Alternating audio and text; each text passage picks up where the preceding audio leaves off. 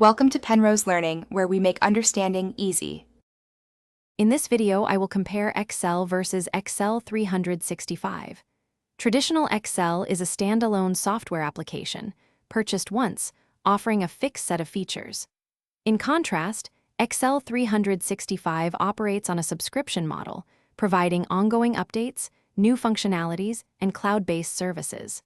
This fundamental distinction impacts everything from cost to collaboration capabilities. We will explore these differences to help you decide which version best suits your needs. Excel 365 truly shines with its modern capabilities. It introduces dynamic arrays, allowing formulas to spill results across multiple cells automatically.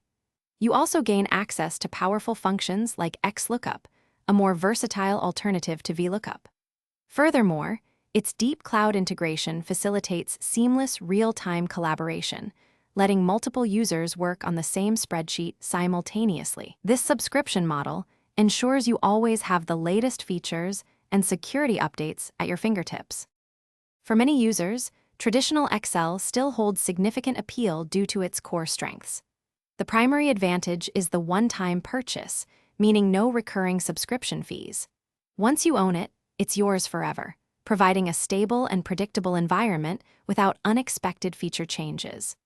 This version is perfect for those who primarily work offline or prefer to keep all their files stored locally on their computer, offering reliable spreadsheet functionality without needing an internet connection. Deciding between Excel and Excel 365 depends on your specific needs.